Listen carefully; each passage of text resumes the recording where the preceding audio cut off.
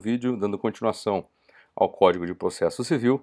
Hoje é quinta-feira, 26 de setembro de 2019, então está atualizado até a data de hoje. Site oficial planalto.gov.br. Artigo 74. Código de Processo Civil. O concedimento previsto no artigo 73 pode ser suprido judicialmente quando for negado por um dos cônjuges sem justo motivo ou quando lhe seja impossível concedê-lo. Parágrafo único. A falta de consentimento, quando necessário e não suprido pelo juiz, invalida o processo. Artigo 75.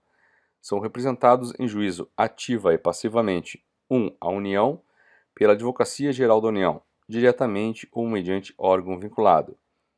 Inciso 2. O Estado e o Distrito Federal, por seus procuradores. Inciso 3. O município, por seu prefeito ou procurador. Inciso 4. A autarquia e a fundação de direito público, por quem a lei do ente federado designar.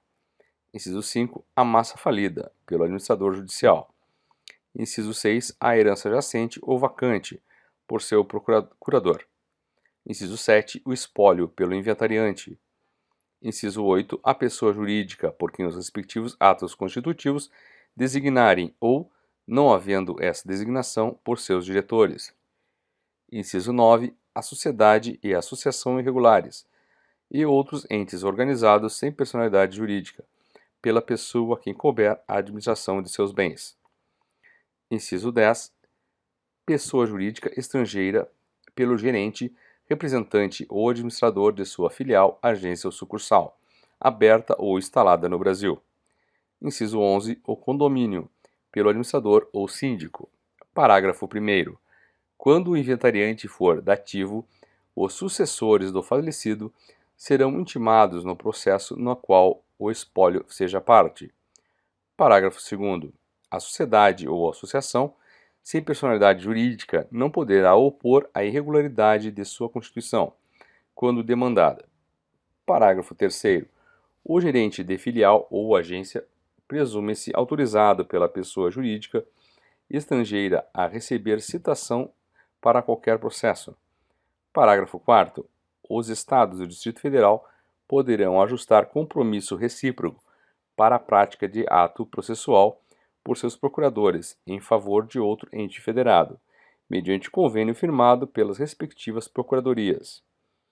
Artigo 76. Verificada a incapacidade processual ou a irregularidade da representação da parte, o juiz suspenderá o processo e designará prazo razoável para que seja sanado o vício. Parágrafo 1º. Descumprida a determinação, caso o processo esteja na instância originária. Inciso 1. O processo será extinto se a providência couber ao autor. Inciso 2º. O réu será considerado revel se a providência lhe couber. Inciso 3º. O terceiro será considerado revel ou excluído do processo, dependendo do polo em que se encontre. Parágrafo 2º. Descumprida a determinação em fase recursal, perante Tribunal de Justiça, Tribunal Regional Federal ou Tribunal Superior, o relator. Inciso 1. Não conhecerá do recurso, se a providência couber ao recorrente. Inciso 2º. Determinará o desentranhamento das contrarrazões, se a providência couber ao recorrido. Dos deveres das partes e de seus procuradores. Seção 1 dos deveres. Artigo 77. Além de outros previstos neste Código, são deveres das partes, de seus procuradores e de todos aqueles que de qualquer forma participem do processo. Inciso 1. Expor os fatos em juízo conforme a verdade. Inciso 2. Não formular pretensão ou de apresentar defesa, quando cientes de que são destituídas de fundamento. Inciso 3. Não produzir provas e não praticar atos inúteis ou desnecessários à declaração ou à defesa do direito. Inciso 4. Cumprir com exatidão as decisões jurisdicionais de natureza provisória ou final e não criar embaraços à sua efetivação. Inciso 5. Declinar, no primeiro momento que lhes couber, falar nos autos o endereço residencial ou profissional, onde receberão intimações, atualizando esta informação sempre que ocorrer qualquer modificação temporária ou definitiva. Inciso 6. Não praticar inovação ilegal no estado de fato de bem ou direito litigioso. Inciso 7. Informar e manter atualizados seus dados cadastrais perante os órgãos do Poder Judiciário e, no caso do parágrafo 6º do artigo 246 deste Código, da Administração Tributária, para recebimento de citações e intimações. Parágrafo 1º. Nas hipóteses dos incisos 4 e 6, o juiz advertirá qualquer das pessoas mencionadas no caput de que sua conduta poderá ser punida como ato atentatório à dignidade da justiça. Parágrafo 2º. A violação ao disposto nos incisos 4 e 6 constitui ato atentatório à dignidade da justiça, devendo o juiz, sem prejuízo das sanções criminais, civis e processuais cabíveis, aplicar ao responsável multa de até 20% do valor da causa, de acordo com a gravidade da conduta. Parágrafo 3º. Não sendo paga no prazo a ser fixado pelo juiz, a multa prevista no parágrafo 2º será inscrita como dívida ativa da União ou do Estado após o trânsito em julgado da decisão que a fixou, e sua execução observará o procedimento da execução fiscal, revertendo-se aos fundos previstos no artigo 97. Parágrafo 4º. A multa estabelecida no parágrafo 2º poderá ser fixada independentemente da incidência das previstas nos artigos 523, parágrafo 1º e 536, parágrafo 1º. Parágrafo 5º. Quando o valor da causa for irrisório ou inestimável, a multa prevista no parágrafo 2º poderá ser fixada em até 10 vezes o valor do salário mínimo. Parágrafo 6º. Aos advogados públicos ou privados e aos membros da Defensoria Pública e do Ministério Público não se aplica o disposto nos parágrafos 2º a 5, devendo eventual responsabilidade disciplinar ser apurada pelo respectivo órgão de classe ou corregedoria, ao qual o juiz oficiará. Parágrafo 7º. Reconhecida violação ao disposto no inciso 6, o juiz determinará o restabelecimento do estado anterior, podendo ainda proibir a parte de falar nos autos, até a purgação do atentado, sem prejuízo da aplicação do parágrafo 2º. Parágrafo 8º. O representante judicial da parte não pode ser compelido a cumprir decisão em seu lugar. Seção 2 da responsabilidade das partes por dano processual. Artigo 79. Responde por perdas e danos aquele que litigar de má-fé como autor, réu ou interveniente. Artigo 80. Considera-se litigante de má-fé aquele que 1. Deduzir pretensão ou defesa contra texto expresso de lei ou fato incontroverso. 2. Alterar a verdade dos fatos. 3. Usar do processo para conseguir objetivo ilegal. 4. Opuser resistência injustificada ao andamento do processo. 5. Proceder de modo temerário em qualquer incidente ou ato do processo. 6. Provocar incidente manifestadamente infundado. 7. Interpuser recurso com intuito manifestadamente protelatório. Artigo 81. De ofício ou requerimento, o juiz condenará o litigante de má-fé a pagar multa, que deverá ser superior a 1% e inferior a 10% do valor corrigido da causa, a indenizar a parte contrária pelos prejuízos que esta sofreu e a arcar com os honorários advocatícios e com todas as despesas que efetuou. Parágrafo 1º. Quando forem 2 ou mais os litigantes de má-fé, o juiz condenará cada um na proporção de seu respectivo interesse na causa ou solidariamente aqueles que se coligaram para lesar a parte contrária. Parágrafo 2º. Quando o valor da causa for irrisório ou inestimável, a multa poderá ser fixada em até 10 vezes o valor do salário mínimo. Parágrafo 3º. O valor da indenização será fixado pelo juiz, ou caso não seja possível mensurá-lo, liquidado por arbitramento ou pelo procedimento comum nos próprios autos. Seção 3. Das despesas dos honorários advocatícios e das multas. Artigo 82. Salvo as disposições concernentes à gratuidade da justiça, incumbe às partes prover as despesas dos atos que realizarem ou requererem no processo, antecipando-lhes o pagamento, desde o início até a sentença final, ou, na execução, até a plena satisfação do direito reconhecido no título. Parágrafo 1º. Incumbe ao autor adiantar as despesas relativas a ato cuja realização o juiz determinar de ofício ou a requerimento do Ministério Público, quando sua intervenção ocorrer como fiscal de ordem jurídica. Parágrafo 2º. A sentença condenará o vencido a pagar ao vencedor as despesas que antecipou. Artigo 83. O autor brasileiro ou estrangeiro que residir fora do Brasil ou deixar de residir no país ao longo da tramitação de processo, restará caução suficiente ao pagamento das custas e dos honorários de advogado da parte contrária, nas ações que propuser, se não tiver no Brasil bens imóveis, lhes assegurem o pagamento. Parágrafo 1º. Não se exigirá a caução de que trata o caput. 1. Quando houver dispensa prevista em acordo ou tratado internacional de que o Brasil faz parte. 2. Na execução fundada em título extrajudicial e no cumprimento de sentença.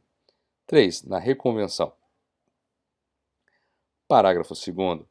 Verificando-se o trâmite do processo que se desfalcou a garantia, poderá o interessado exigir reforço da caução, justificando seu pedido com indicação da depreciação do bem dado em garantia e a importância do reforço que pretende obter.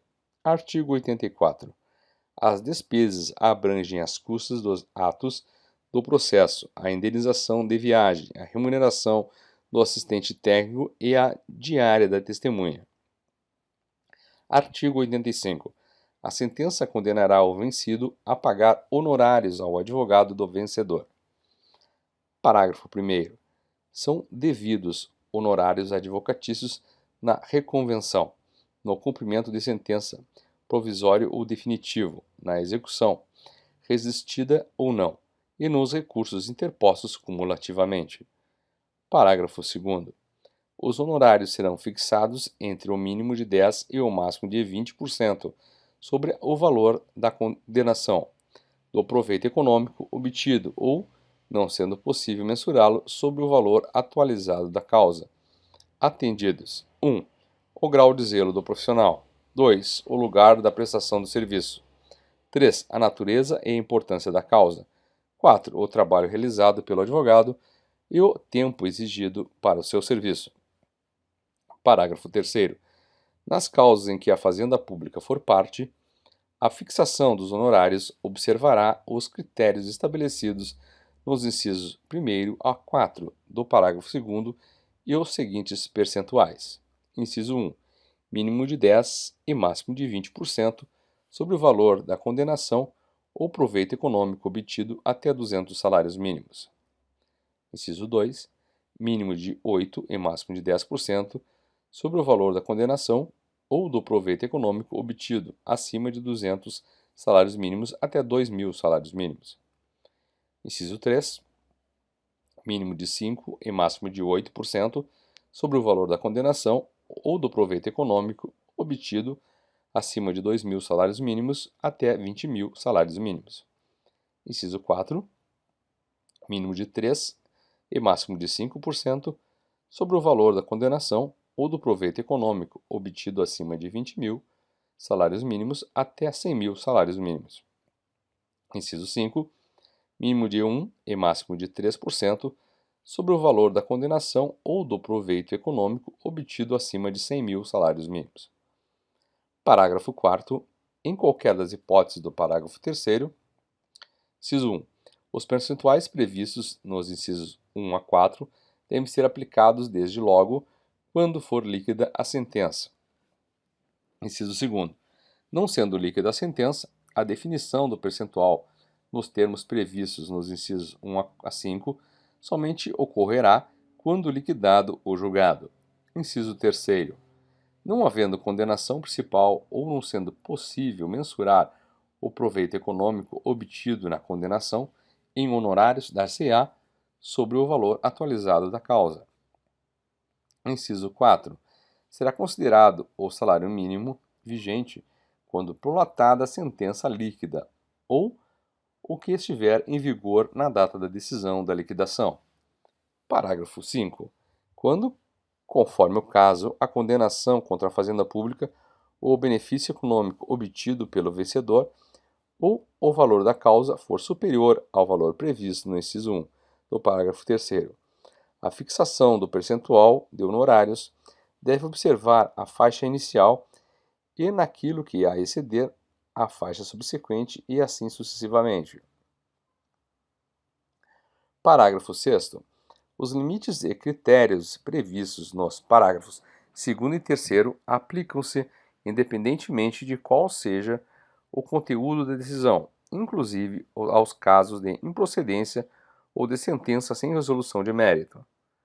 Parágrafo 7º. Não serão devidos honorários no cumprimento da sentença contra a fazenda pública, que enseje expedição de precatório, desde que não tenha sido impugnada. Parágrafo 8º. Nas causas em que for inestimável ou irrisório o proveito econômico, ou ainda quando o valor da causa for muito baixo, o juiz fixará o valor dos honorários por apreciação equitativa, observando o disposto nos incisos do parágrafo 2º. Parágrafo 9º. Na ação de indenização por ato ilícito contra a pessoa, o percentual de honorários incidirá sobre a soma das prestações vencidas, acrescida de 12 prestações vincendas. Parágrafo 10. Nos casos de perda do objeto, os honorários serão devidos por quem lhe deu causa ou ao processo. Parágrafo 11. O tribunal, ao julgar recurso, majorará os honorários fixados anteriormente, levando em conta o trabalho adicional realizado em grau recursal, observado, conforme o caso, o disposto nos parágrafos 2º a 6, sendo vedado ao tribunal, no cômputo geral da fixação dos honorários devidos ao advogado do vencedor, ultrapassar os respectivos limites estabelecidos nos parágrafos 2º e 3º para a fase de conhecimento. Parágrafo 12. Os honorários referidos no parágrafo 11 são cumuláveis com multas e outras sanções processuais, inclusive as previstas no artigo 77. Parágrafo 13. As verbas de sucumbência arbitradas em embargos à execução, rejeitados ou julgados improcedentes e em fase de cumprimento de sentença, serão acrescidas no valor do débito principal, para todos os efeitos legais. Parágrafo 14.